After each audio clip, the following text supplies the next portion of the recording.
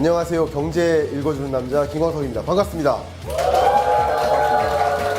2019년 하반기 벌써 1년의 반이라는 시간이 지나갔습니다. 이 길 끝에 뭐가 정확히 펼쳐져 있을지를 먼저 들여다봐야 되지 않겠습니까?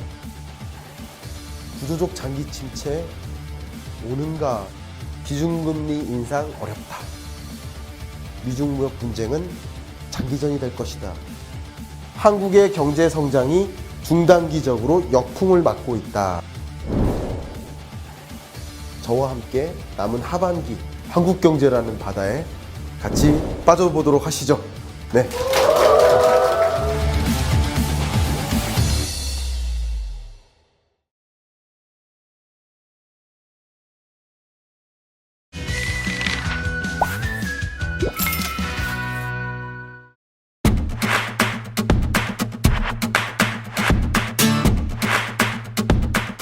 안녕하세요. 전국에 계신 경알문 여러분, 경제 읽어주는 남자 김광석입니다. 반갑습니다. 오랜만에 급하게 강의로 준비를 했습니다. 한일 무역 분쟁 서막인가 라는 주제로 일본의 경제 침략 그리고 불매운동 그런 배경과 전개 우리 샅샅이 좀 뒤져봐야 되지 않을까 하는 생각에 자료를 갖고 왔습니다. 이미 일본 경제 제재에 대해서 대한민국 정부가 나서서 보복 조치를 해야 된다 하는 그런 국민 청원이 굉장히 빠른 속도로 늘어나고 있습니다. 물론 이 값은 어제 제가 저녁에 캡처한 모습이지만 뭐 지금은 한 4만 명, 뭐 5만 명 이렇게 증가하고 있는 것으로 생각됩니다. 보시는 것처럼 뭐 여러 일본 제품에 대해서 불매운동도 굉장히 빠른 속도로 확산되어 가고 있습니다. 뭐 한국마트협회라든가 중소 관련 뭐 몇 가지 협단체들이 주관이 돼서 이렇게 보이콧하는 그런 모습들이 전개되고 있습니다. 뭐 일부 연예인들은 일본 여행 갔다고 지탄받기도 하고, 또 일부 연예인들은 일본 여행 취소했다고 또 응원받기도 하고, 그런 다양한 모습들이 전개되고 있습니다. 자, 그래서 일본 경제 보복 어떻게 전개되고 있는지 그 전개를 먼저 간략하게 말씀드리고, 이후에 차후적으로 이런 영향이 어떻게 펼쳐지고 어떻게 대응해야 될지 이런 이야기를 좀 해보도록 하겠습니다. 너무나 다 잘 아시겠지만 일본은 한국 수출 규제 품목 이 세 가지에 대해서 지난 7월 4일 날 자정을 기해서 수출 규제에 대해서 강화 조치를 발동을 했습니다. 말 그대로 반도체를 생산하는데 필요한 화학물질, 소재에 해당되는 그런 영역들이죠. 보시는 것처럼 이런 대부분의 주요 요소들은 반도체 산업을 놓고 공격을 한 것이고, 특히 일본의 의존도가 굉장히 높은 소재와 물질에 대해서 공급을 차단하겠다 하는 그런 종류의 조치라고 판단 내려집니다. 한국 수출 규제 강화 조치를 조금 자세히 들여다보면 보시는 것처럼 일본 경제 산업성이 있고요. 그리고 일본 업체들이 결국 한국 기업에 수출을 하려면 어떤 일종의 허가를 받아야 되는 거죠.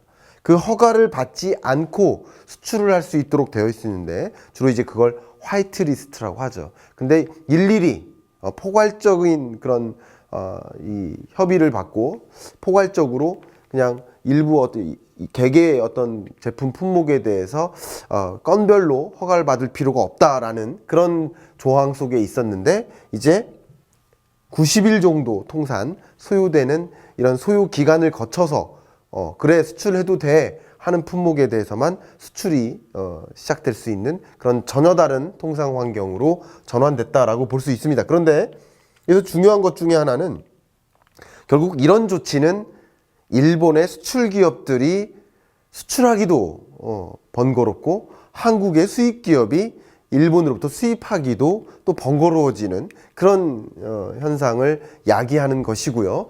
여기까지는 모두 다 공감이 됐듯이 앞으로는 또 이런 세 가지 품목뿐만 아니라 품목을 더 확대한다든가, 그리고 외국 무역관리법에 따라서 이런 우대 대상인 이 화이트 리스트를 한국을 빼는, 미국과 한국과 약 27개국이 화이트 리스트에 있다 그러면 한국을 이제 빼는 아시아에서 유일한 국가였죠, 한국. 근데 한국마저 빠진다면 이제 아시아는 화이트 리스트에 있는 나라가 없는 거죠. 어쨌든 그걸 조정하고 수출 규제를 더 강화하는 그런 품목을 더 확대하고 트럼프의 조치처럼 관세를 인상하는 조치라든가 아니면 송금을 규제하거나 비자 발급을 규제해서 기업 간의 교류의 과정에서 원활한 기업 간의 교류가 이루어지지 않도록 하는 그런 여러 가지 조치들을 확대해 나갈 수 있겠다는 관점에서 굉장히 중요한 하나의 일본의 액션이라고 볼 수 있습니다. 자, 이런 일본의 수출 규제 정책을 제대로 들여다보려면 반도체 산업을 다시 한번 봐야 됩니다. 이미 경제 읽어주는 남자 반도체 시간에 말씀을 드렸지만 그거 다시 한번 살짝 보여드릴게요. 반도체 산업을 보면 이런 반도체를 제조하는 데 들어가는 원자재와 여러 가지 반도체 재료들, 장비들 이런 것들이 공급되어야 되기 때문에 이런 것들은 이제 후방 산업이라고 볼 수 있고 반도체 제조를 거쳐서 만들어진 이 반도체도 역시 부품이잖아요. 이게 PC나 휴대전화나 노트북 이런 다양한 영역에 활용되기 때문에 이런 전방 산업에까지 연관되는 반도체 산업 구조가 이렇게 구성되어 있다라고 할 텐데 우리나라는 이 반도체 산업 전체의 강자라기보다는 반도체 제조에 해당되고 제조 중에서도 우리나라는 주로 메모리 반도체에서 세계 1위 국가다라고 얘기를 여러 번 했었죠. 근데 결국은 우리는 메모리 반도체에 머무는 것이 아니라 시스템 반도체로 영역을 확대하고 다각화해야 되고요. 또 후방 산업, 이런 원자재 공급이나 재료 공급, 웨이퍼 공정에 사용된 여러 물질 개발 이런 데에도 우리가 확대해야 된다라는 말씀을 드렸었죠. 근데 여전히 지금 공격한 것은 결국 메모리 반도체를 생산하는데 필요한 여러 후방 산업에 있는 이런 영역에서는 일본이 굉장히 강합니다. 그렇기 때문에 반도체 생산을 멈추게 하겠다라는 이런 후방 산업에서의 공급을 끊겠다라는 얘기죠. 그런 전략인 거죠. 근데 그게 왜 뼈아픈 거였냐면 우리나라 전체 수출에서 반도체 수출이 몇 퍼센트 차지합니까? 20%나 차지합니다. 우리나라 전체 수출에서 반도체가 20% 차지하고 역시 설비 투자 규모에서도 반도체 설비 투자가 20%가량 차지합니다. 경제성장 기여도 측면에서 반도체 산업 하나가 거의 뭐 절반 정도 50% 기여한다라는 표현도 들 만큼 반도체는 그 공급 사슬과 전후방 산업을 통틀어서 생각해 본다면 우리나라에서 없어서는 안 될 그 산업인데 그 산업을 건드렸다는 측면에서 이것은 일종의 굉장히 급소를 건드렸다라는 표현을 하고도 있는 거죠. 자, 그러면 일본의 경제 보복은 왜 시작된 겁니까? 물론 여러 가지 추론들이 가능합니다. 국내 정치용이다. 일본 내 참의원 선거가 7월 21일 날 있으니까 이때 다양한 보수 정치 세력들을 결집시켜서 적극적으로 상원의원이라고 볼 수 있죠. 상원의원격에 해당되는 그 과반수 의석을 채우기 위한 목표로 하고 있는 것이다 라는 얘기도 많고요. 그리고 역사천상용이다. 위안부, 강제징용 문제 이런 것들을 우회적으로 해결하기 위해서 지금 정치 문제 혹은 외교 문제를 가지고 경제적으로 보복하는 격이다. 뭐 그 밖에 여러 가지 어떤 추론들이 있습니다만 가장 유력한 것은 국내 정치용이라고 보는 거죠. 이런 관점에서 포커스를 맞춰서 지금부터 설명을 드려보겠습니다. 얼마 전에 참의원 선거 후쿠시마시 첫 유세를 하는 장면입니다. 이미 이 자민당에서는 후보로 출마하는 후보자들에게 이 한국에 대한 수출 규제를 강화하는 이런 조치를 이 후보자들에게 연설이나 여러 가지 자리에서 적극적으로 피력하라고 이야기를 하는 것은 국내 정치용으로 활용하는 목적이 강하다라는 이해가 충분해지는 거죠. 자, 그 배경을 한번 말씀드리면 보시는 것처럼 일본은요 경제 성장률이 계속 지지부진하게 흘러갑니다. 아베노믹스라는 그 단어가 등장할 만큼 아베 정권이 2012년 12월에 시작되었다고 볼 수 있는데 그때 잃어버린 20년이라는 그 일본의 엄청난 문제를 내가 해결하겠다라고 하면서 아베노믹스가 등장했는데 정말 대규모 경기 부양책을 실시했었습니다.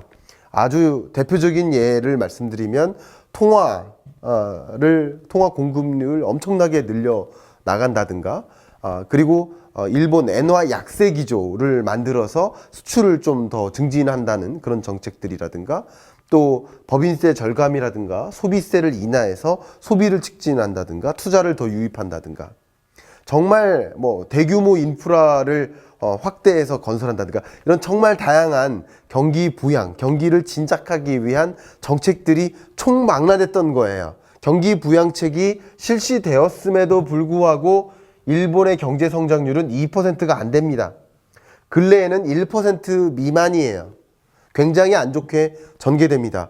결국 경기 부양책을 진행하기 위해서는 정부 입장에서는 대규모 정부 부채가 또 걱정되지 않을 수 없는데요. 보는 것처럼 GDP 대비 정부 부채 비중이 계속 늘어나는 이런 현상 속에서 경제 성장률은 지지부진하고, IMF는 일본의 2020년 경제 성장률을 0.5%로 전망을 했습니다. 이렇게 일본 경제가 지지부진한 흐름을 이어가고 있는데, 그 속에서 결국 정부 부채는 쌓여가고만 있고요. 이러니까 이게 결국 일본 경제를 보여주는 단적인 증거라고 볼 수 있는데, 이러니까 당연히 아베는 어때요?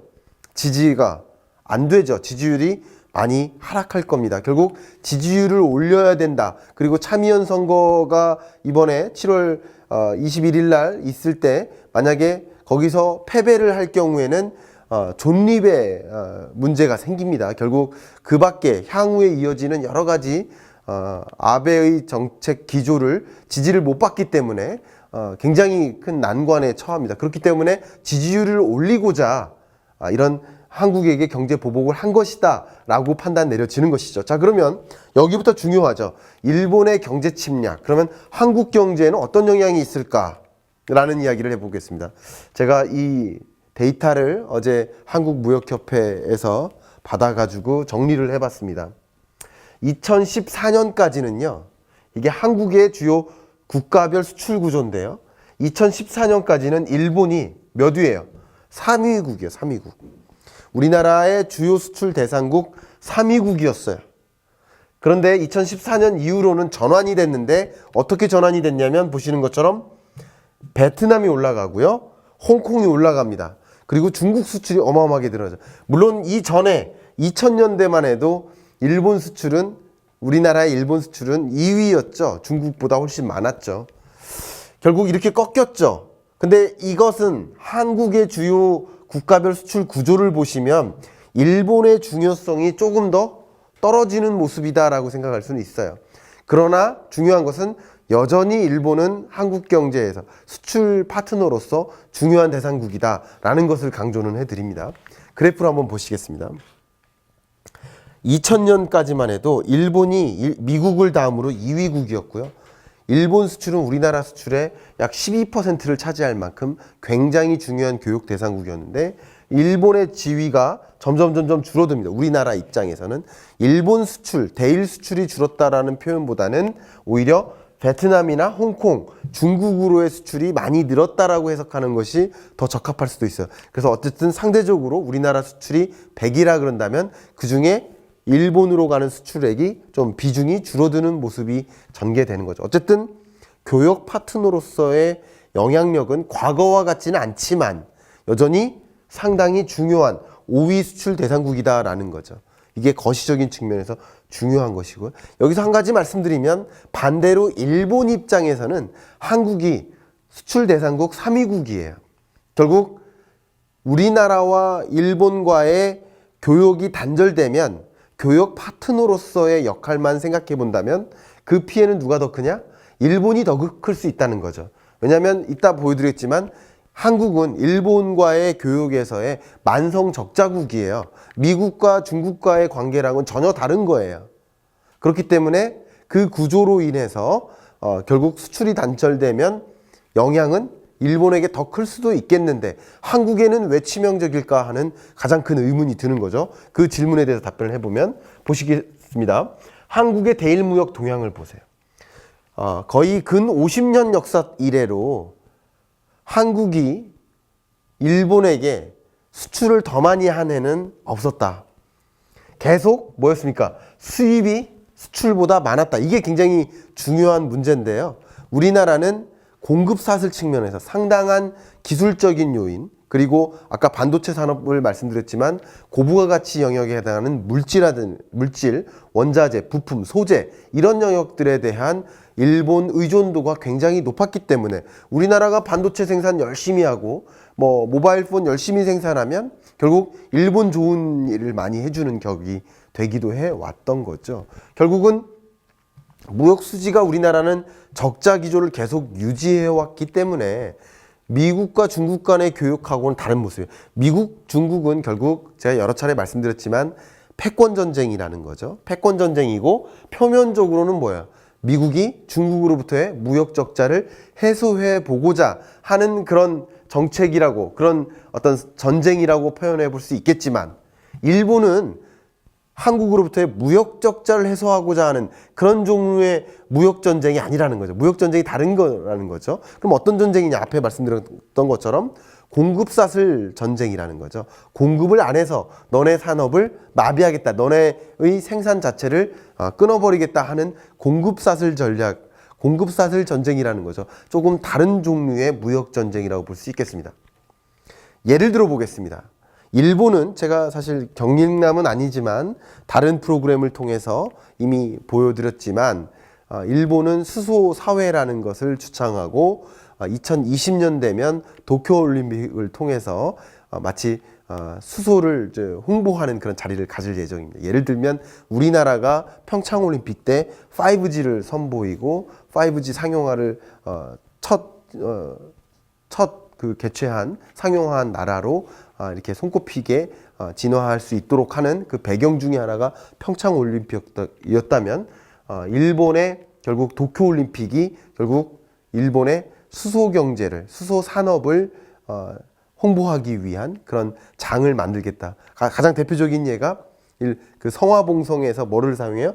수소를 사용하는 겁니다. 그리고 그 주요 관광객들, 선수들을 스테디움과 호텔까지 연결하는 이 모든 연결 공간에 뭐를 배치해요? 수소버스를 배치할 겁니다. 그런 것처럼. 그리고 수소버스가 통행이 되려면 당연히 수소 충전 인프라가 있어야 되겠죠. 이런 것들을 선보이기 위한 쇼케이스화를 주창하고 있습니다. 그런 측면에서 일본은 수소 산업에 있어서 굉장히 앞장서 있는데 수소 경제를 잠깐 보겠습니다. 수소 경제는 제가 정리를 해본다면 수소를 생산하고 수소를 저장 운송하고 수소를 활용하는 산업이에요. 우리가 알고 있는, 많이 생각하고 있는 그 수소 산업은 이 수소 활용 중에서도 여러 가지로 활용이 되는데 수송용, 가정용, 발전용, 가스터빈 여러 용으로 사용이 될 텐데 우리는 이 수송용 중에서 수소 전기, 수소연료 전지차 요거 하나를 주로 집중적으로 생각하고 있는 것 뿐인 거죠. 사실은 수소 산업이라 하면 굉장히 많습니다. 그런데 정말 중요한 것은 수소의 생산이에요. 수소를 어떻게 생산할 것이냐. 근데 기존의 수소 생산 방식은 석유화학 발전의 과정에서 부생수소를 활용하는 것이죠. 이런 방법은 사실상 이게 무슨 수소가 클린 에너지냐 이런 비판을 받을 수 있죠. 정말 필요한 건 뭐예요? 전기분해입니다. 수전해. 전기분해 방식에 따른 수전의 수소. 우리나라도 이 기술이 어느 정도 도출이 돼서 선보이는 몇 개 박람회들이 있었지만 이 부분은 일본이 굉장히 앞서가고요. 이미 이 수소 전기분해 방식을 도입해 수소를 생산하는 기업들이 몇 개 생겨나고 거의 기술 격차는 한 3년에서 5년 정도 차이가 날 만큼 이 영역은 대단합니다. 그러니까 예를 들어 본다는 거죠. 지금 일본이 수출 대상 품목을 규제를 강화하는 그 품목들을 확대해 나간다면 그 중에 하나가 우리나라의 키워드라고 꼽고 있는 앞으로 가져가야 될 중요한 산업이라고 생각하는 수소경제 산업을 결국 성장시키지 못하는 굉장히 중요한 역할을 또 할 수 있겠다는 거예요. 결국은 우리는 이때도 제가 뭐라고 했냐면 수소 활용해서 수송용 산업에 머무는 것이 아니라 그 밖의 사용 산업 그리고 저장 운송 생산에 이르기까지 전방위적으로 각 가치사슬 영역에서 이 산업 다각화를 해 나가야 된다. 그런 부분에 더 집중적인 투자가 필요하다라는 이야기를 수차례 했는데 그렇지 않게 되면 우리나라는 결국 만약에 수출 대상 품목에 대한 규제 조치를 확대해 나가는 과정에서 이렇게 수소 경제를 예를 들은 것처럼 여러 그 밖의 산업에 걸쳐서 핵심 소재와 또 물질, 부품을 공급하지 않는 방향으로 전개된다면 우리 한국 다양한 산업에 걸친 수출에 굉장히 타격이 크지 않을까 하는 그런 관점에서의 고민이 큽니다. 결국은 미국과 중국 간의 무역 분쟁 속에서 무역 적자를 해소하기 위한 미국의 움직임과는 전혀 다른 방식, 그러니까 미국, 일본이 결국은 한국에게 주요 핵심 산업에 걸쳐서 결국은 핵심 소재, 부품, 물질을 공급하지 않는 방식으로의 그런 무역 보복, 무역 전쟁 이런 전개가 굉장히 우리가 걱정을 하지 않을 수 없는 상황이라고 생각이 됩니다. 자, 이제 마무리를 할 텐데요. 일본의 경제 침략에 대한 대응, 어떤 대응들이 있을까를 좀 고민해 보면서 말씀을 드릴 텐데요. 물론 이 불매운동, 이거를 이제 정부가 선동하기는 어렵지 않겠습니까?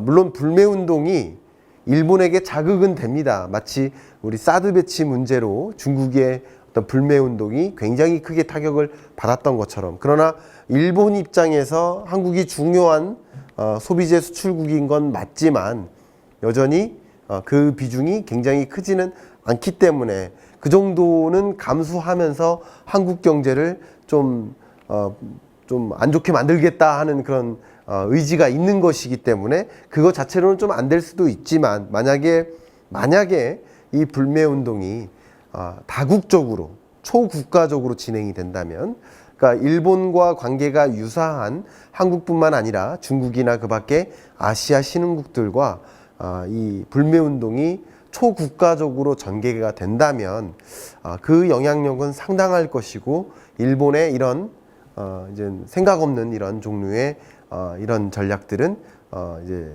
해소되지 않을까, 철회되지 않을까 그런 생각이 또 들기도 합니다. 그러면 이제 정부가 할 수 있는, 기업이 할 수 있는 궁극적인 어떤 대책들은 뭐가 있을까? 뭐 이런 생각을 좀 해봐야 될 것 같은데요. 가장 중요한 것 한 가지는 뭐 예를 들어서 WTO에 제소를 한다. 이것도 역시 필요합니다. 물론 제소를 했을 때 그 제소된 제소를 통해서 승소를 하기도 어려울 뿐만 아니라, 왜냐하면 수출을 제한하고 금지한 것이 아니라 수출하는 과정을 더 강력하게 심사하겠다 하는 컨셉이기 때문에 이거를 승소하기는 어려운 구조라고도 이야기하고, 그리고 이제 WTO의 영향력도 굉장히 약화됐습니다. 다 말 안 듣거든요. 미국도 말 안 듣고요. 다 말 안 듣고 있는 중인 겁니다. 영향력도 좀 약해졌고, 그리고 승소한들 그 기간이 굉장히 길게 소요되기 때문에 그 안에 3년 동안 우리 한국 경제 산업 다 망가뜨려 놓고서 그것을 한다는 것은 큰 의미는 없을 수 있겠지만 WTO에 제소하고 그것을 공론화하고 다국적으로 여론을 만들고 주요 국가들의 어떤 중재를 좀 끌어오는 데는 상당한 역할을 할 수 있겠다는 측면에서 WTO 제소도 당연히 중요한 액션이라고 생각합니다. 정말 중요한 액션 중에 하나는 역시 단기적으로 이 문제를 해소할 수 있는 전략은 아니지만 제가 앞에서 누차 말씀드렸던 것처럼 한국이 여러 특히 핵심 산업이라 한다면 반도체나 주요 주력 산업이라 한다면 그 주력 산업을 이끌고 있는 전방위 주요 공급 및 판매 이 구조 속에 여러 산업으로 공급 구조를 원활히 만들어내는 거, 그러니까 결국은 국산화하는 거죠.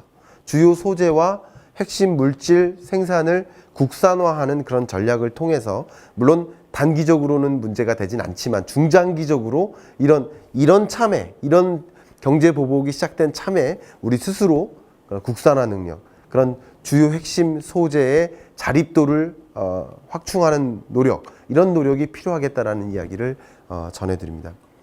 그리고 그 단기적인 해법은 뭐가 있을까? 이건 중장기적인 해법인 거죠. 단기적인 궁극적인 해법은 아마도 저는 외교적인 데 있다라고 생각을 합니다. 다시 말하면 미국의 중재, 주요 유럽의 다른 선진국들의 중재가 같이 연동될 수 있도록 여론을 공론화하고 그리고 여러 회의장에서 다국적으로 이런 논의 안건을 제시함으로써 그런 액션들이 지금 취해지고 있죠. 그것을 함으로써 여러 국가들이 이것은 하면 안 된다라는 이런 것들은 또 다른 나라에게 또 피해가 간다라는 그 구조를 설명하는 것입니다. 예를 들면 반도체 수출도 한국 반도체 수출이 역시 일본에도 영향을 주죠.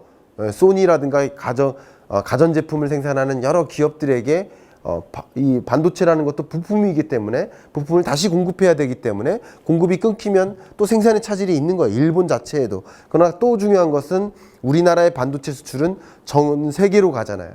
중국이라든가 일본에게도 갑니다. 결국 미국으로도 당연히 가지요. 결국 미국이나 중국과 같은 나름 그 영향력이 있는 강대국들과 그 유러피언 선진국들과 함께 이런 일본의 제재는 반도체의 공급을 차단하기 때문에 또 그 수많은 나라들의 공급 사슬에도 차질이 빚어지고 생산에 차질이 빚어지니까 세계적인 경제 충격이 오는 것이다. 그래서 국제기구라든가 아니면 주요국들과의 공조체제를 마련해서 여론을 확대하고 일본을 외교적으로 압력을 가하는 그런 노력이 필요하지 않을까 그런 생각을 해봅니다. 마지막으로는 드리고 싶은 말씀은 자동차가 멀리서 이렇게 오는데 갑자기 중앙선을 침범해서 나한테 옵니다. 그럼 어떻게 하시겠습니까? 그 자동차 잘못했다고 같이 맞부딪히겠습니까? 그렇다기보다는 그런 자동차가 중앙선을 침범해서 올 때 적절히 빠른 속도로 준비된 자세로 피해 나가는 노력 이런 것도 필요하지 않을까요? 그런 관점에서 우리는 어떻게 이런 일본의 좀 무대포적인 이런 액션들을 어떻게 피해 나갈지 그들의 요구는 적절히 무엇인지 물론 여러 가지 과거사 문제를 굴복하자는 뜻은 전혀 아닙니다. 그러나 그것은 유지하되 그렇지만 그 밖의 다른 액션을 통해서 일본과 나름대로의 가장 대표적인 예는 정상끼리 이런 문제가 있다면 실무진끼리는 자주 만나는 그런 자리를 실무협상회의를 자주 만들어서 각자 정상에게 보고하는 방식으로 이렇게 해서 이제 어떤 나름대로 일본의 요구도 들어주고 어느 정도는 그런 타협하는 방식 결국은 중앙선을 침범해서 오는 그런 일본에게 맞대응하기보다는 우회적으로 좀 피해 나가는 그런 지혜도 필요하지 않을까 그런 생각도 듭니다. 강경하게 대응할 때 우리에게 즉각적으로 오는 긍정적인 것은 없기 때문에 일단 이런 것들은 피해 나갈 수 있는 지혜도 필요하겠다. 여러 가지 대응 방안을 좀 제안도 한번 드려봤습니다. 오늘 굉장히 무거운 주제고 굉장히 핫한 주제고 많은 사람들이 관심을 갖고 있는 주제이기 때문에 급하게 준비를 해서 여러분들께 전해드립니다. 한국의 어떤 경제 기조, 지금과 같은 경제 침체 기조 이것이 더 하강 국면으로 접어들지 않도록 하기 위한 범국민적인 어떤 대응 그리고 정부의 지혜로운 액션 이런 것들이 필요하지 않을까 하는 말씀을 전해드리면서 이번 주 경제 읽어주는 남자 마무리하겠습니다. 감사합니다.